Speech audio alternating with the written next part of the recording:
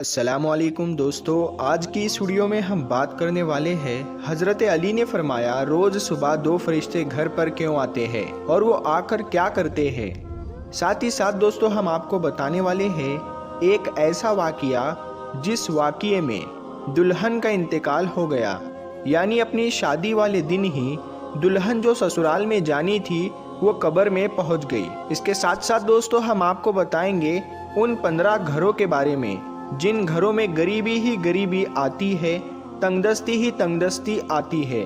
ये 15 काम जिन घर में भी होते होंगे वहाँ हमेशा परेशानियाँ ही रहेगी। प्यारे दोस्तों, सब कुछ बताने वाले हैं, बस आप इस वीडियो को आखिर तक देखते रहिए। वीडियो शुरू करने से पहले आप इस वीडियो को एक लाइक ज़रूर करें और ज़्यादा से ज़्यादा शेयर करके अपने कुछ करीबी लोगों तक ज़रूर पहुँचाएँ। तो चलिए वीडियो शुरू करते हैं। हजरत अली की खिदमत में एक शख्स आकर कहने लगा, या अली, दिन के आगाज में सबसे पहले क्या होता है? तो हजरत अली ने फरमाया, ऐ शख्स, दिन का आगाज 2 फरिश्तों से होता है। एक फरिश्ता घर घर जाकर दुआ करता है और दूसरा फरिश्ता घर घर जाकर इल्तजा करता है। तो वो शख्स कहने लगा, या अली, किस बात के लिए फरिश्ता दुआ करता है और किस बात के लिए इल्तिजा? तो हज़रत अली ने फरमाया, मैंने अल्लाह के रसूल सल्लल्लाहु ताला अलैहि वसल्लम से सुना कि सुबह से पहले 2 फरिश्ते ज़मीन पर आते हैं और घर घर जाकर देखते हैं जिस घर में कोई ऐसा बंदा होता है जो अल्लाह की मखलूक पर खर्च करता है, अपने अजीज़ो अकारीब पर खर्च करता है, अपने घर वालों की ज़रूरतों को अपना फ़र्ज समझता है, तो एक फ़रिश्ता अल्लाह के दरबार में दुआ करता है कि ए अल्लाह, इसके हाथ को कभी तंग मत करना, इसकी नेमतों को बढ़ाते रहना, ताकि ये ऐसे ही अपने अजीज़ो अकारीब और घर वालों पर खर्च कर सके। और दूसरा फ़रिश्ता ढूंढता है कि कहीं कोई घर ऐसा तो नहीं जिस घर में कोई ऐसा शख्स हो कि वो अपने घर वालों पर अजीज़ व अकारीब पर माल खर्च नहीं करता हो, वो छुपा कर रखता हो, यानी अल्लाह की मखलूक पर खर्च नहीं करता हो। याद रखना, जब वो किसी ऐसे इंसान को देखता है जो अपने माल को इकट्ठा करके इंसानों से छुपा कर रखता है, तो वो दूसरा फरिश्ता अल्लाह के दरबार में फरियाद करता है कि ए अल्लाह, इस बंदे से इस दौलत का सख्त हिसाब लेना और इस बंदे को दुनियावी दौलत से महरूम कर दे, क्योंकि ये अपनी दौलत तेरे बंदों पर खर्च नहीं करता, अपने घर वालों और अजीज़ो अकारीब पर अपने माल को खर्च नहीं करता, महरूम रखता है।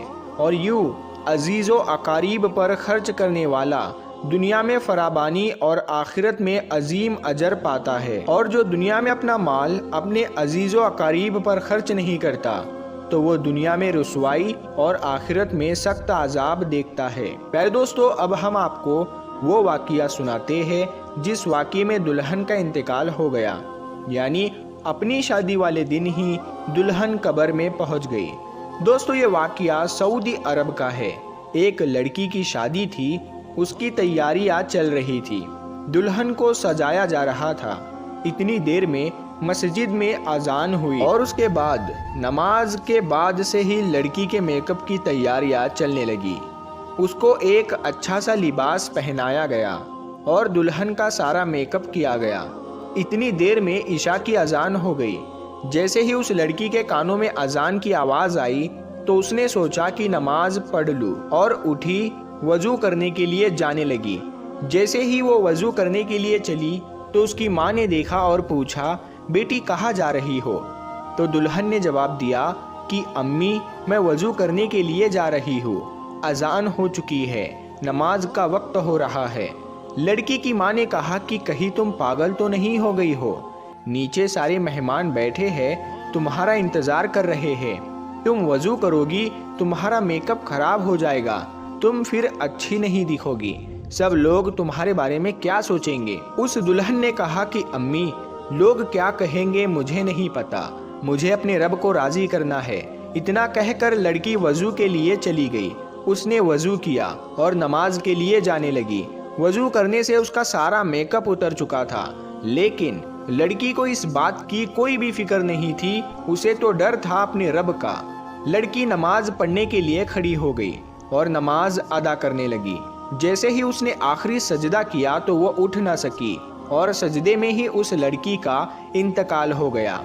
जब काफ़ी देर बाद भी दुल्हन नीचे नहीं पहुंची तो माँ को फिक्र हुई। वो कमरे में गई, देखा तो दुल्हन सजदे में है। काफ़ी देर के बाद भी जब वो सजदे से ना उठी तो माँ करीब जाकर उसे हिलाने लगी। जैसे ही देखा तो पता चला कि लड़की का इंतकाल हो गया है, तो वो माँ फूट फूट कर रोने लगी। प्यारे दोस्तों, ये जो प्यारा सा मैसेज है ये उन लड़के और लड़कियों के लिए है जो दुनिया में खूबसूरत बनने के लिए अपने रब को भूल चुके हैं। किसी ने क्या खूब कहा है कि इस्लाम की शहजादियों को खूबसूरत बनने के लिए किसी महंगे क्रीम और पाउडर की ज़रूरत नहीं, 5 वक्त के वज़ू का पानी ही काफ़ी है उनकी खूबसूरती के लिए। प्यारे दोस्तों, अब हम आपको बताते हैं 15 घरों में गरीबी ही गरीबी आती है, तंगदस्ती ही तंगदस्ती आती है और परेशानियां आती है। दोस्तों, अगर आपके साथ भी ऐसा होता है कि आपकी कमाई तो बहुत है लेकिन फिर भी पैसा रुकता नहीं है, पैसे में बरकत नहीं होती, आपकी गरीबी दूर नहीं होती, अगर आप इन गलतियों में से एक भी गलती करते हो तो उसे फ़ौरन अपने से दूर कर दो। इंशाअल्लाह गरीबी आपके घर से दूर हो जाएगी, आसपास भी नहीं भटकेगी। घर में गरीबी आने की 15 निशानियाँ। नंबर 1, लेटते वक्त एक टांग को दूसरी टांग पर रखना। नंबर 2, टूटे हुए बर्तन इस्तेमाल करना। नंबर 3, बॉटल को पूरा मुंह या पानी के मटके को मुंह लगाकर पानी पीना। नंबर 4, पेड़ के नीचे पेशाब करना। नंबर 5, टूटी हुई कंघी से बाल बनाना। नंबर 6, घर में कूड़ा करकट जमा करके रखना। नंबर 7, दांतों से नाखून को काटना। नंबर 8, फजर की नमाज नहीं पढ़ना। प्यारे दोस्तों, सबसे ज़्यादा गरीबी फजर की नमाज नहीं पढ़ने से आती है। अगर आप फजर की नमाज नहीं पढ़ते हैं तो उस घर में गरीबी का आना तय है। नंबर 9, झूठी कसम खाना। नंबर 10, उल्टे लेट कर सोना। नंबर 11, मेहमान के आने पर नाराज़ होना। नंबर 12, औरतों का खड़े खड़े बालों को संवारना। नंबर 13, गुसल खाने में पेशाब करना। नंबर 14, घर में बड़े लोगों को नीचे बैठाकर खुद ऊपर बैठना। और नंबर 15, उल्टे हाथ से खाना पीना करना। प्यारे दोस्तों, ये थे वो 15 काम जिनको करने से घर में गरीबी बनी रहती है और उस घर में गरीबी का आना तय होता है। तो आप अगर इन चीज़ों से बच गए तो इंशाअल्लाह ताला आपके घर में भी बरकत होगी। प्यारे दोस्तों, अगर आपको ये वीडियो पसंद आई है तो इस वीडियो को आप हर बार की तरह अपने दोस्तों में ज़रूर शेयर करें और